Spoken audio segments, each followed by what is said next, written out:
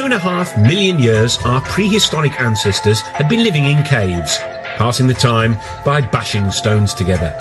Then suddenly, everything changed, and people began to build huge monuments all over the planet. But how and why? It's the biggest mystery in human history, but not for some people.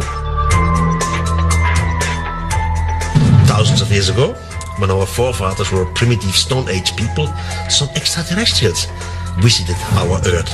Extraterrestrial presence not only departed the wisdom to build the monuments, but possibly the technology to make it happen. It sounds bonkers. But could aliens have started civilization and built some of the most famous monuments on Earth?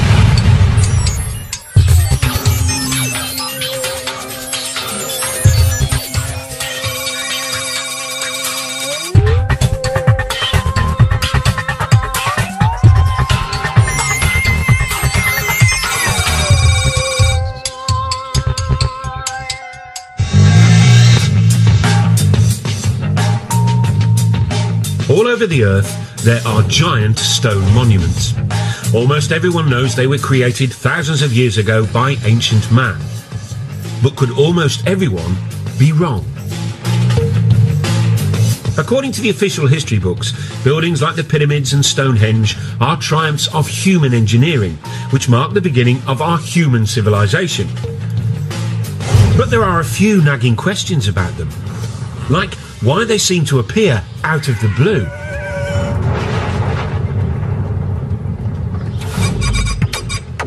It's a mystery which has been troubling lots of people, including UFO gurus such as David Hatcher Childress. Well, one of the great enigmas of the past and of humanity is that people just like us have been around for at least 100,000 years. And then suddenly, a few thousand years ago, we just stepped out of our caves and started building all these giant monuments. One of the mysteries here is not only how did ancient man build all these giant megalithic monuments, but why? Over the years, scientists have struggled to explain it. Some suggested it was to do with agriculture. The birth of agriculture meant we could suddenly feed armies of workers. Others said it was all about the birth of religion. Early civilizations were desperate to placate gods. But now, there's another explanation.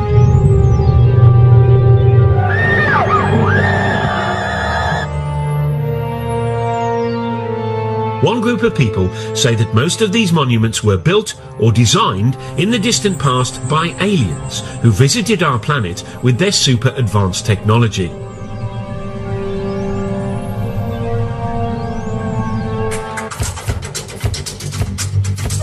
One believer is Jason Martell. He lives in California and runs a dating agency. But in his spare time, he's been grappling with the biggest archaeological mystery of our time. And he says he solved it. Man could have had the ability to physically stack those large blocks in Egypt and build that 100,000 men. But the knowledge to do it had to come from somewhere else. There had to be some type of intervention, and that's why I look towards the ancient astronaut theory.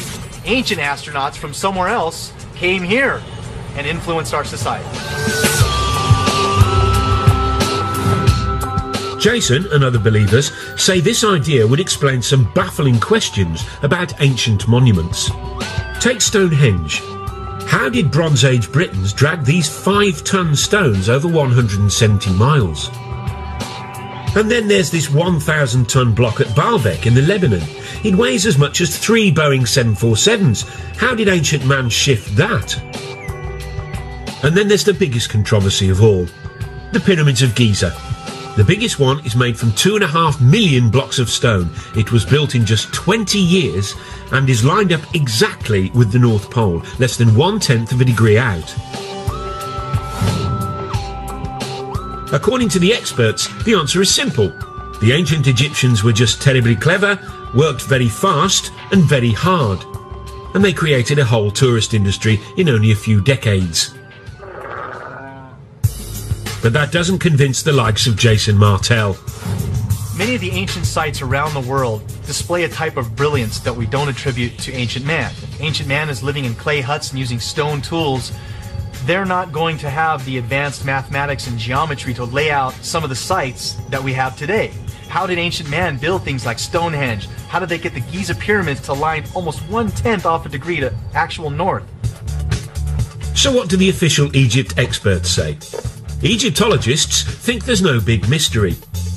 Archaeologists, they say, have dug up lots of evidence near the pyramids. The broad features are fairly clear. We've got the barracks where the workmen lived, we've got the tombs of the architects. Also, for some of the unfinished pyramids, we have got the ramps which were used to drag the blocks into place. So although the minutiae of the construction process isn't known, probably is unknowable, I think the big picture is perfectly clear. The problem for believers in ancient alien astronauts is that we can't ask the aliens themselves. Or can we? Lisa Royal Holt says that she knows that aliens built ancient monuments. That's because she is an intergalactic medium who's in direct spiritual contact with an alien called Sasha. Apparently, Sasha lives billions of miles away, but luckily, reception is crystal clear. Over to you, Lisa. Well, greetings to you. This is Sasha. It is a pleasure to be with you this day, and we are so excited that you have an interest in this subject matter. Our intentions for our interaction with Earth humans is absolutely, totally in peace, love, and joy. Thank you, Lisa. I mean, Sasha. That's very reassuring. But what about the pyramids? Who built them? In ancient days, my forefathers came to Earth. We were seeking another place to colonize. The monuments were built by extraterrestrials, usually for actual scientific purposes. Okay, we'll be back with the aliens soon, so we can hear firsthand about what experiments they got up to. But first, let's meet the godfather of the ancient alien astronaut theory, the man scientists and archaeologists love to hate. Traditional archaeology don't like mysteries. They have the answer for everything. They just declare something, and the rest of the world has to believe it.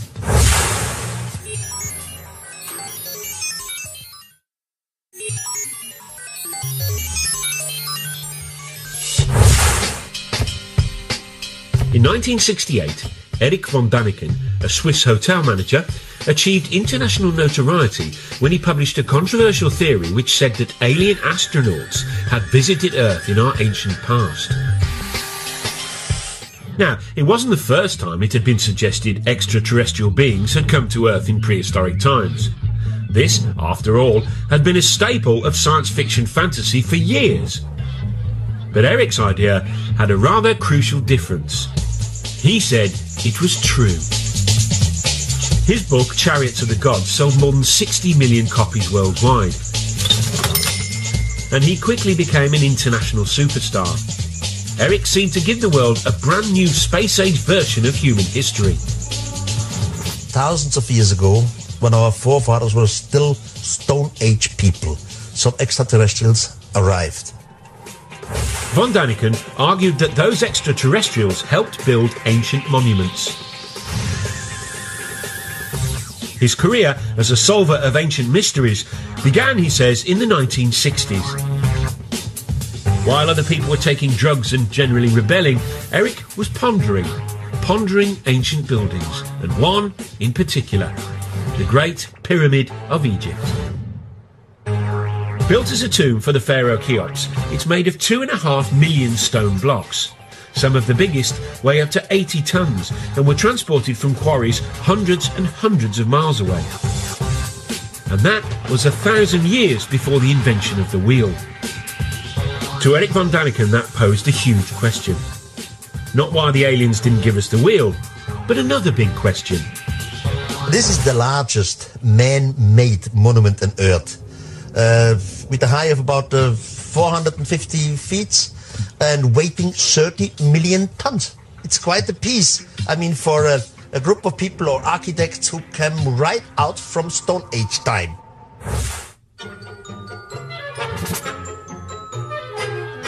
Von Daniken's theories make academic Egyptologists ever so slightly irritated. Von Daniken doesn't seem to like human beings very much. He does them down, claims that people are just out of the Stone Age. Well, the Stone Age actually ended some centuries before the pyramids were built, for starters. As far as I'm concerned, Erich von Daniken is a one-man self-publicity machine. I wouldn't characterise what he does in anything like scientific work. But no matter what the experts say, Erich has stuck to his guns. I was never afraid to be ridiculed. I was never afraid that others have a complete different opinion to me. It's wonderful. It's their freedom. But I at least read most of the archaeological books, while the other side, they have no idea what Erich von Daniken says. He states that you couldn't cut granite except with laser beams. Well, it's been shown that using a copper saw, using just ordinary desert sand as an abrasive, within a week or so you can slice through a great chunk of granite. As far as the professionals are concerned, Egyptians didn't need big lasers and big UFOs to move stones. They relied on their big Egyptian muscles. The transport of blocks of stone isn't an issue. Egyptologists have actually done experiments with large numbers of people in a large block of stone, and you just pull it. Some of the blocks came from Aswan. Take the ceiling of the King's Chamber. This is from Aswan, but this is 1,000 kilometers away from here. It's not so easy. There's actually a carving in an Egyptian tomb showing them moving a huge statue exactly by that, simply by muscle power. So there's no mystery about how the Egyptians moved great blocks of stone. And here it is. There are no aliens in this ancient Egyptian carving of the pyramids being built, unless they're cunningly disguised as ancient Egyptians, which is probably why it doesn't appear in any of von Daniken's books. I fail to understand why people can't simply grasp the fact that these things were built by the men and women who lived at that time in that country. The logic just seems irrefutable. There are some other obvious quirks in Erich's theory about the pyramids. For one thing, he says after the aliens left, humans did build some pyramids, using alien technology left behind. How did they do that? That's another mystery. He's not quite sure. He also says the pharaoh's tombs were actually a cunning attempt to copy the alien science of cryogenics, which preserves the dead in a state of suspended animation. Von Daniken was quickly dismissed as a crank, and still is. But the archaeologists don't have it all their own way, for there's one irritating little puzzle they haven't been able to solve yet. According to the scientists, the Great Pyramid was completed in just 20 years. Given there are over 2 million blocks, that means the Egyptians had to quarry, move and set a block every minute and a half of every day, 365 days a year for the whole construction period. One has to admit that the details of pyramid construction remain obscure. 2.5 million blocks in such a short time? There really must be doubts if you have a reasonable brain. Having wowed the public with his theory about pyramids, von Daniken then set out across the world to find more evidence of more alien ancient activity. These extraterrestrials have left some proof. But the question is complicated. Left what? What could they have left? And what do you know? He saw that proof everywhere. This 5,000-year-old African cave painting, for example, he says, is of a spaceman, complete with helmet. This ancient stone, he claims, shows people using telescopes. And when he climbed into this Mayan tomb in Mexico, he found what his book would later say was a carving of what seemed like an extraterrestrial traveller in his spaceship. Hunched over the controls, the alien seems to have his breathing apparatus in place, and flames are spewing out of his rocket. According to von Daniken, it's just like the liftoff at Cape Canaveral.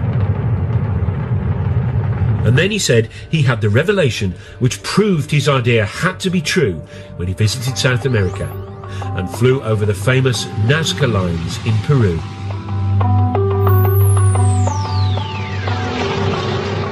These ancient patterns, drawn into the desert, stretch for miles. Some are weird shapes. But mysteriously, those weird shapes can only really be seen from the sky. I had my first flight over Nazca, and it was very, very impressive because you can see it only from the air. Then you fly higher, then you see something who looks like airstrips. You think, this is fascinating, this is incredible, this is not normal for the natives. And then the question comes, why have they done it, and why exactly here? Archaeologists say these lines are irrigation channels or religious symbols, but von Daniken says he has a much more convincing explanation involving, yes, you guessed it, aliens. We had a mother spaceship around the Earth. From the mother spaceship, smaller vehicle came down, and they were looking for some kind of mineral and whatever. And they make their discoveries and disappeared again. The first lines, he said, were left by accident by the aliens who left marks when they landed and took off in their UFOs. The natives came and see the line of landing because sand and little stones are blown away. And now the natives start to make lines like they have seen created by some mysterious god. Eric believes that the Nazca were so impressed by the visiting aliens, they thought they were gods and set out to copy the lines themselves. He says it was an effect similar to that modern Westerners had on Stone Age tribes in the 20th century. New Guinea tribespeople thought the first Westerners they saw were gods who had come down from the heavens in silver birds. They worshipped them long after they'd gone and even built model planes and airfields hoping to lure the silver birds back. But it didn't work for the poor old Peruvians, though. The aliens never returned. And instead, they got the Spanish. Eric is now convinced that all over the world, ancient man had mistaken aliens for gods. This realisation has had a dramatic effect on him. He was a devout Catholic, but isn't anymore. How did it change my life? First of all, it changed my religion. Now I'm praying to some thing which I cannot understand, which I know it exists. As soon as you start to understand it in a cosmical way, it changes your point of view concerning religion and concerning having right. I cannot live anymore with cults and psychology. Eric von Daniken has a brand new explanation for the whole of human development. Creatures from outer space, he says, not only built and designed most ancient monuments, they inspired all the great religions too. This is heady stuff, but there are two small problems. Not a single expert agrees, and none of his evidence stacks up. Take the so-called alien astronaut in his rocket ship from the Mayan tomb. What von Daniken says are controls and flames are in fact well-known Mayan symbols, like this. It's not part of a rocket, but the face of the Mayan earth god. And these South American stones with supposedly ancient carvings of primitive people gazing at the stars through telescopes, they were exposed by a BBC documentary as fakes, all made by this clever farmer. But that hasn't stopped Eric's runaway success. His 29 books have sold 63 million copies and been translated into 32 languages. Brian Appleyard is a leading British author who's written on the public's fascination with UFOs. He thinks von Daniken's success is down to people's growing distrust of experts, which leads to a taste for conspiracy theories. Now, people by the 60s and 70s, and because of the Cold War, people were paranoid, convinced that governments were lying to them, convinced that something was concealed, and convinced that the world was not as we were told it was. So people were ripe for a story. They were ready to hear a story about extraordinary things. The von Daniken phenomenon seems unstoppable. He makes so much money from his books, he recently opened his very own theme park, which celebrates his unorthodox beliefs. Complete with reconstructions of some of the ancient monuments. You see great things like the desert of Nazca in Peru, like Stonehenge. It's a laser show, by the way. In a breathtaking laser show, the visitor experiences the spectacular sight of Stonehenge.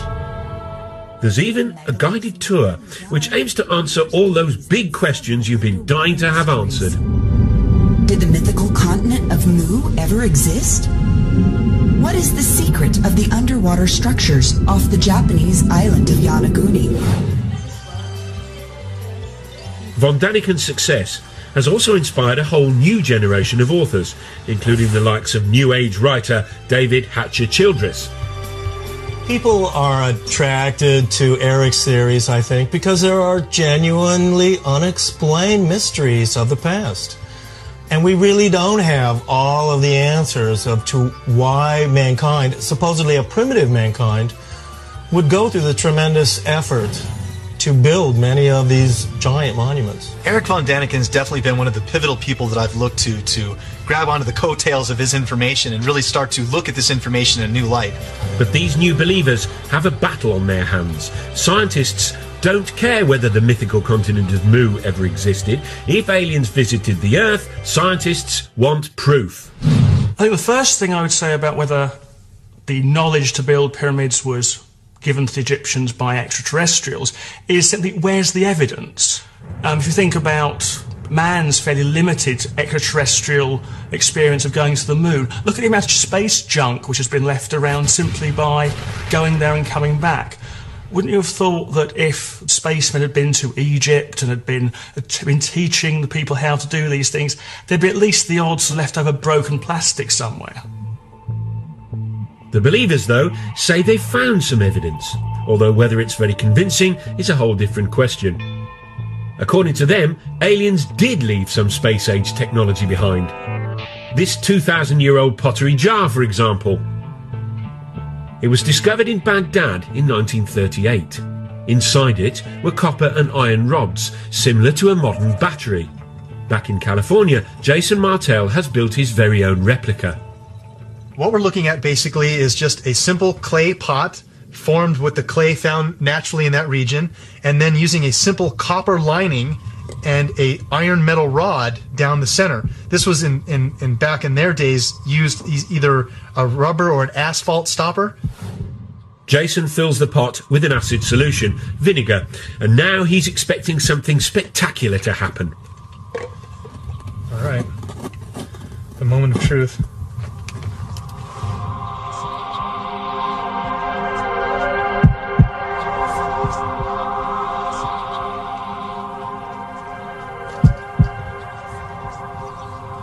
Getting some little numbers here. See that spike? It's going off the chart here now. Look, there we go. See that? Generating 4 volts right there.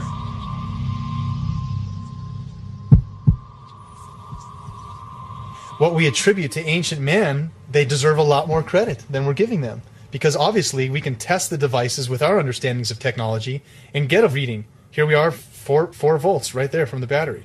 So obviously they were able to make this happen. What were they using it for? Very possibly electricity.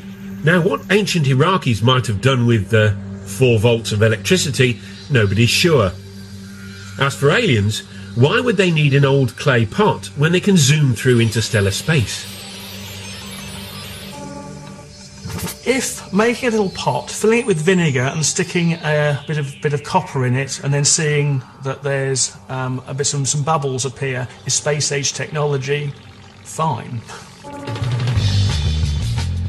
Back at Eric's theme park, the Baghdad battery is given pride of place, alongside an object based on an Egyptian drawing which he claims was an electric light bulb. The Egyptologists, though, say it's a well-known symbol and is actually just a snake inside a flower. The spoil sports. But Eric is convinced the ancient Egyptians used electricity to light up the dark passages in their pyramids. Someone must have nicked all the wires. Now, you may have been thinking that aliens could have brought us something more useful than the odd light bulb. Well, the same thought occurred to this man.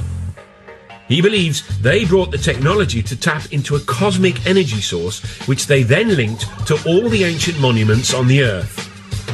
Funny, he doesn't look crackers.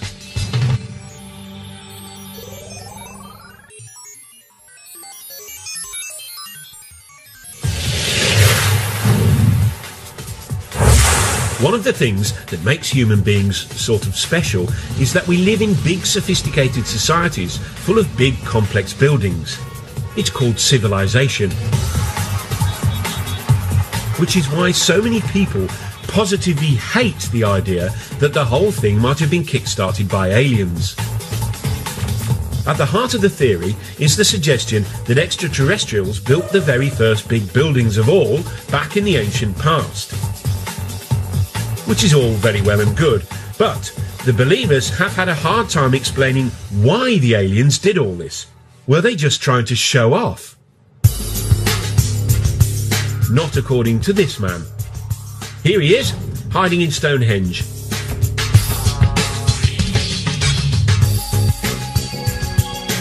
Now, according to the scientists, Stonehenge was built in 3000 BC. The 5-ton stones were dragged 170 miles by ancient British people to celebrate the sun, it's thought. Which is all very interesting. But not quite interesting enough for David Hatcher Childress.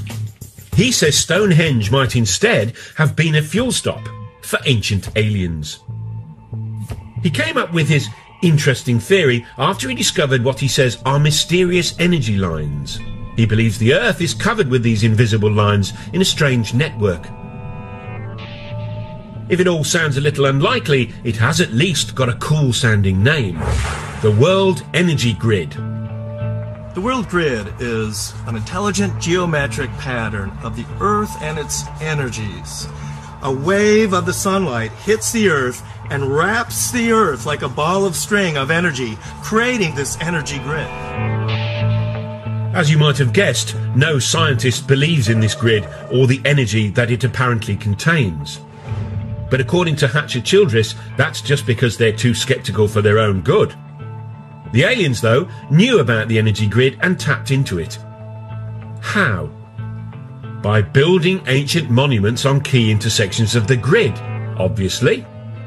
By placing megalithic monuments along this grid, UFOs can then take energy off of this energy grid, and by going to certain power points like Stonehenge, the craft can hover over these energy spots and draw energy from those spots to help replenish the craft.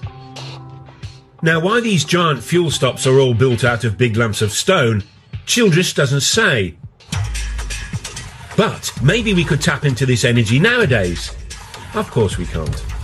Over to you, David, to explain exactly why not. I know many people must have difficulty in imagining this energy grid around the planet, but it's a lot like this racetrack. Here on this racetrack, we have a geometric formation. It's all interconnected. We have the cars running along this energy grid. But if any part of this racetrack is disconnected or broken, the cars won't have the energy anymore and they won't be able to run along the track. So unfortunately, because the ancient monuments like Stonehenge are nothing more than ruins, the world energy grid has broken down. So no free energy for us. But apparently, the aliens didn't just use the ancient monuments for energy. Oh no. Many of the megalithic monuments, including pyramids, Stonehenge, are actually antennas that can be used by UFOs. So there you go. Stonehenge wasn't just a place where druids hung out. It may have been used by ancient aliens to phone home. Or maybe not. Oh sure, they're from another planet. But talking of phoning home, where might these ancient aliens have actually come from? There is one man who should know. He's Seth Shostak.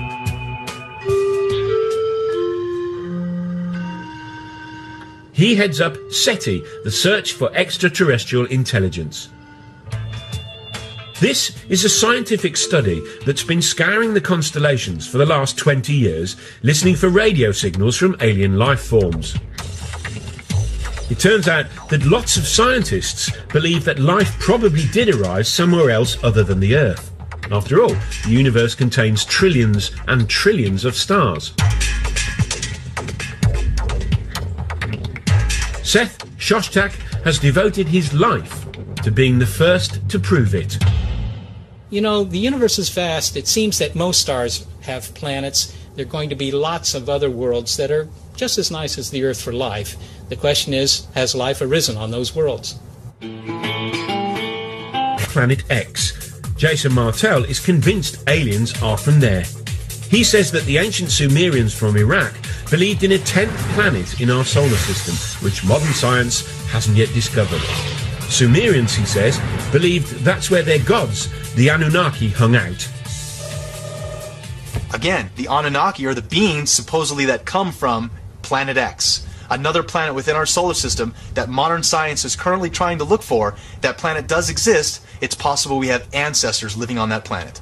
Just a minute. Ladies and gentlemen, we bring you this special radio television broadcast in order to give you the very latest information on an amazing phenomenon.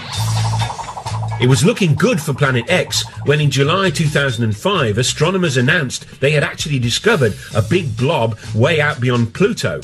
They called it Planet Xena. But they've now realised it's really small and full of gas, so not likely to be the home of the Anunnaki or our ancient alien visitors. But there's one candidate for alien life that obsesses more people than any other.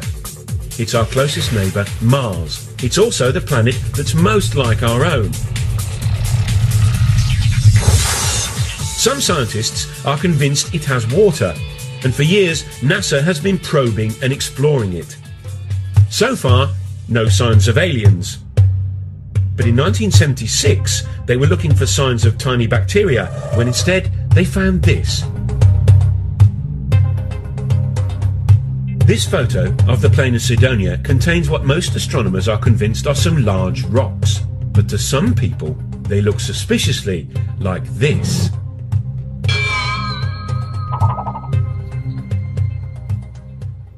Here's one guy who thinks that's exactly what they are. Tom Van Flandern is a renegade astronomer who has his own theory about Mars and junk. You see, according to Flandern, Mars is really the moon of a planet where extraterrestrial humans first evolved, but had to leave in a bit of a hurry when it exploded. Left behind was all sorts of junk, including pyramids. The most interesting speculation about the origin of the artifacts on Mars is that the original human race was on the parent world that has since exploded.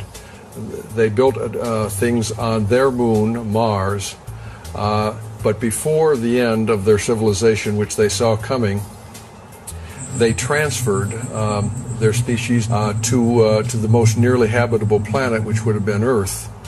We'd sure like to get higher resolution images of this and other pyramid-shaped objects on Mars and see if they are truly pyramids. But are these really pictures of Martian pyramids, you ask? Tobias Owen was a NASA scientist on the mission that took the photographs. He's what you might call unconvinced.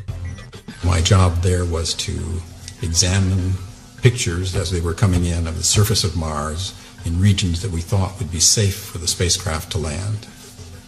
There was a small group of people who felt that this was an example of an alien construction, that there was life on Mars, or there had been life on Mars.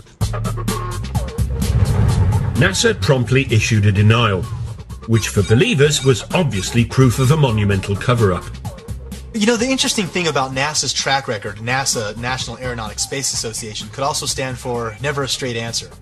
In its inception in 1959 or so, NASA consulted a big think tank called the Brookings Institute, which advised NASA, if you ever find extraterrestrials, these things need to be handled cautiously. For one, society in general and religious institutions aren't quite ready to accept an extraterrestrial presence. Pyramids on Mars were spooky enough, but then things got really out of hand when NASA released another batch of photographs from the plain of Cydonia. And near the pyramid shapes was something else. A rocky outcrop that some people felt had an eerie resemblance to something familiar. Something that ancient astronaut believers have long connected with aliens.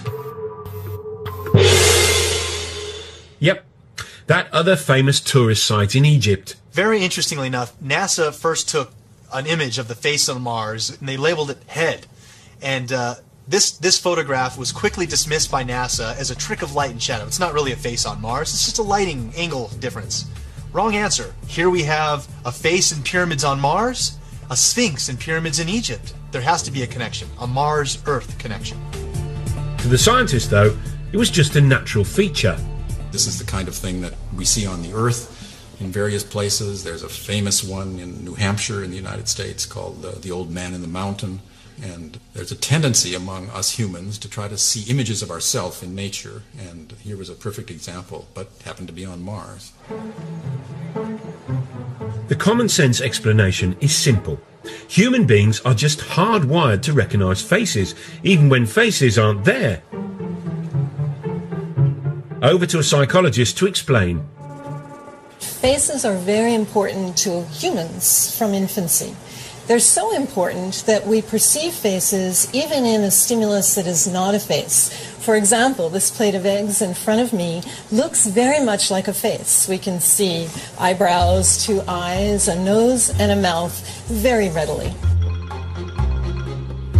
Well, when I look at the first image that was taken of the structures on Mars, I see it very, very clearly as a face. Here's an eye, here's the bottom part of a nose, here's the outline of a face.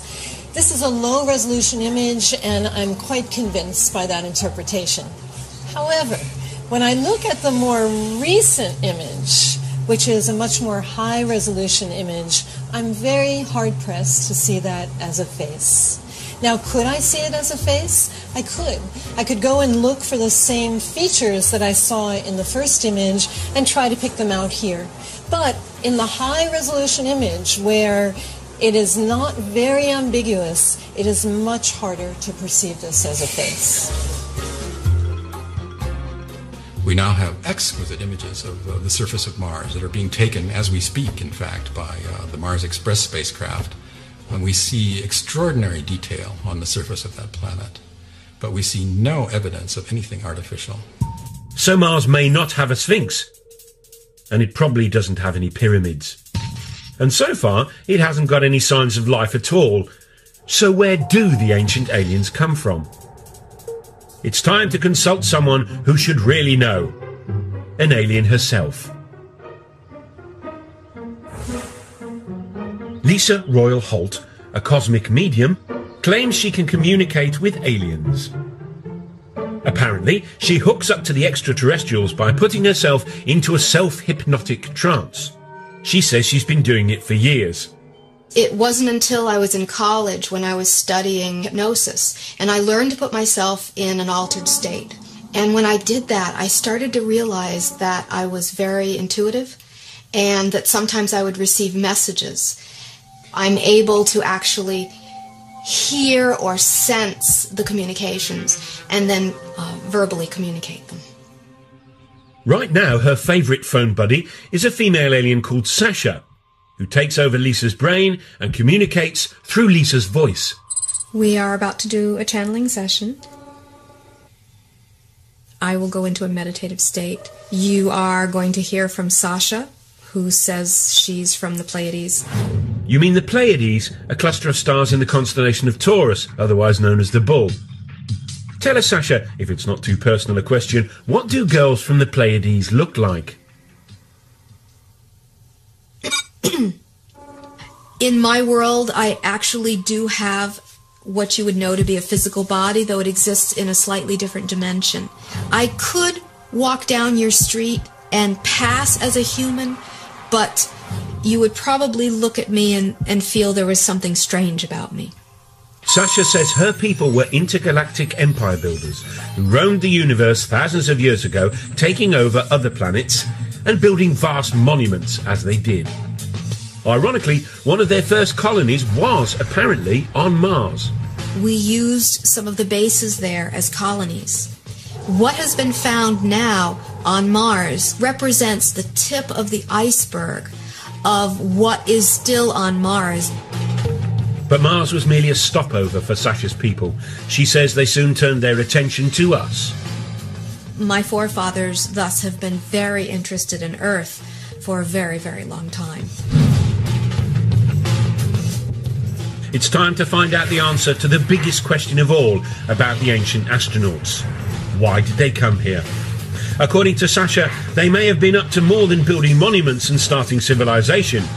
Could they have created the human race?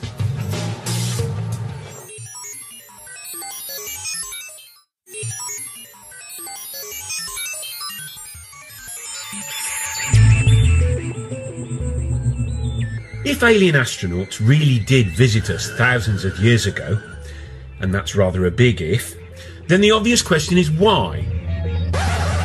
What is it? I don't know.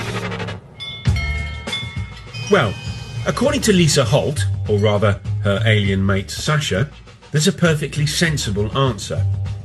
The aliens chanced upon our pre-human ancestors and then started messing with our DNA, a process she calls upliftment. My sources have said that the extraterrestrial genetic projects on Earth have been going on for thousands of years. If your pre-humans were not uplifted by extraterrestrial genetics, your evolution as human beings would not have progressed as far as it has. You would still be in the evolutionary phase if it was not for the little bit of upliftment that was done. Lisa and Sasha are not the only people to believe this theory. They came here 300,000 years ago, created a primitive worker based off the Neanderthal man that was here evolving naturally, and created us. So an extraterrestrial crew comes here. They take one cell. They change the DNA code in the cell. You put it in the womb of a female of the same species. This female will give birth to a child. It's just what we would call the missing link. If the believers in ancient aliens are right, then evolution didn't gradually create humans. We were instead cooked up in the alien equivalent of a test tube. Spooky stuff. To me, that explains so much. And it also explains psychologically a sense of abandonment that the human race seems to feel. That these beings helped in our creation, but then never allowed us to remember who our parents were. Now, it all might sound like cobblers, but the notion of visiting aliens as godlike creators takes alien conspiracy ideas to their ultimate conclusion. And for author Brian Appleyard, it even hints at the role aliens now have in our culture. The idea that aliens once visited Earth and gave us this technology, this capacity, and pointed us up some progressive path, showed us the way to go, is a great idea for people to hold on to. Because one of the problems of the modern world is that people don't have anything to hold on to. And the story of ourselves we're given by science is frankly that we're nothing, it doesn't mean anything. The thing about the alien in the past is that it gives us a story. And that's fundamental to what people need to believe about themselves. Whatever comfort the idea that aliens visited us in the past gives some people, chances are it never happened. But hey, if it did, then maybe, just maybe, the greatest monument they left behind